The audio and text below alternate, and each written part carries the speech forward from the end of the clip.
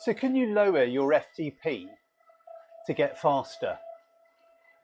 An interesting question. Well, the first thing we need to say is, what is your FTP? And obviously a lot of us know that our FTP is our functional threshold power, or roughly what you can do for about an hour. If you were working as hard as you could for an hour, completely empty the tank at the end of it, that might be equivalent to your sort of FTP, that functional threshold power.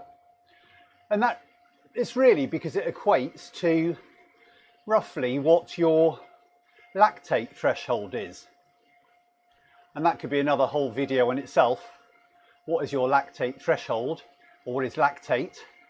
But basically it's your body clearing lactate from your body as you produce it when you're exercising and using it up. And that threshold is the point where you can't cope with any more of it. You get to a tipping point where your body starts loading up with lactate and it can't use it as fast as you're producing it. And that sort of final point is your lactate threshold, or sometimes LT2 as it's called. If you go to have a lab test, they'll be measuring LT1 and LT2.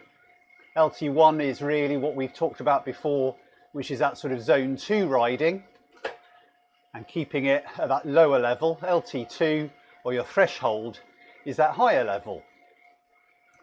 Okay, so far so good. I'm sure a lot of us know our FTP, or think we do. And that's one thing that occurred to me a while ago. I'd been doing a bit of research, watching a few other videos, and scientists talk about FTP. So the question is, how do you actually, or how did you get your FTP? How did you come to that figure? Because originally when it was set up, as I said, I think it was Andy Coggan, one of those scientists who about 25 years ago came up with the idea of threshold power and things like that, was really sort of talking about that hour power and how it equates to your lactate threshold. And the idea was to do an hour-long test to see how much power you could produce in that time, or an average power. And then we can use that, for example, on the turbo, on the trainer, to then set our levels and have workouts and hopefully make progress. I found the problem was, though, that my threshold, or at least what I thought my threshold was always, it always seemed very hard, you know, to work at that sort of level or work beyond it. And like I said, having done that research, I thought that maybe my level was too high. And I have heard of vanity FTPs before being mentioned, which is, as it suggests, everybody likes to have a big FTP. The bigger the number, the better. And it's very easy to get drawn into riding at what you think is a higher FTP and you're making progress, but really you're not in the right place.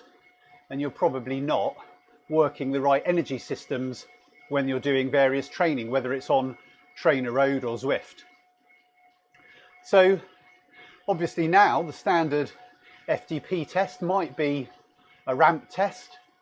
It might be a Zwift 20-minute test, or Trainer Road 20-minute test. Or if you're a real glutton for punishment, you might actually do an hour-long test.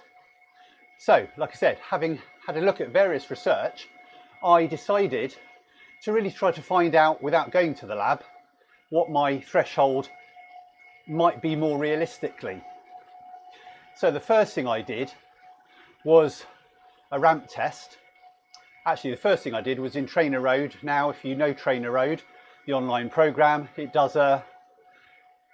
gives you what it thinks is your FTP from your past rides. It works out roughly where your FTP was. Artificial intelligence FTP. So I had one, and I think it was about 260 watts, something like that. And I thought, that's a bit hard. I really don't think I could probably ride that for anywhere near an hour. So I did a ramp test, and sure enough, the ramp test was a bit lower, maybe 250 watts, something like that. And I thought, even that, in my current condition when I did this, probably in October, November, was what I thought was probably a little bit high, or whether I'd be able to do that. So I then did a 20-minute test, and lo and behold, my FTP was going to be a bit lower again. And having watched a couple of scientists talking about your threshold, I decided to take that 20-minute power, which is about 250, 240, something like that, and see how long I could ride for an hour at. So obviously you can't just go out all guns blazing. I sort of took it conservatively and did about 235, 240, I think. And I think I managed it for almost an hour. And I was thinking, okay, that's pretty good, but maybe I could have pushed myself a bit more. So the next week, I set up myself to try to do as much as I could again, time-wise, with about 240 watts, 245. And I think I managed to survive 50 or 55 minutes. And in modern research, I think even pros struggle to make their FTP for an hour, but maybe they can do 50 minutes. Depends, you know, you really have to train to be able to do it for that length of time. But even good amateurs should be able to do 40, 45 minutes at their FTP. So I thought probably that was a more realistic level for my FTP at about 240, 250 watts, depending whether it's a good day or a bad day. And I think that's a far more useful number to use. I mean, it's all very well, I think, in my opinion, getting, you know, a higher number based on a Zwift race or something where you went absolutely flat out and you were feeling really good. Maybe you fueled perfectly and it's giving you this number. But when it comes to using that number to set training levels, are you actually training at the right level? And I think doing a longer FTP test and maybe suffering a bit more than you might in a ramp test, for me personally, gives me a better FTP to work with. And I find when I put it in programs like Trainer Road to use as a benchmark and set the levels off, I feel like I'm getting more productive workouts. And when I'm doing threshold efforts, it feels more like that sort of sustainable pace, sustainable power, and I can actually do that for, you know, intervals of 10, 15, 20 minutes repeated. So I think maybe if you're not sure about your FTP, try that out, give it a go.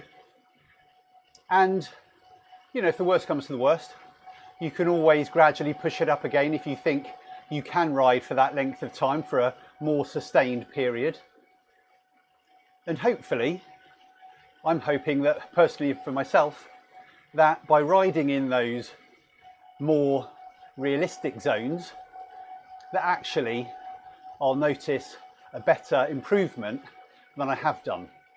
And certainly so far in the last couple of months, I can say that I think I am moving in the right direction, and I'm certainly feeling a bit more powerful and sustainable when I go out on group rides and faster chain gangs or pace lines because of that.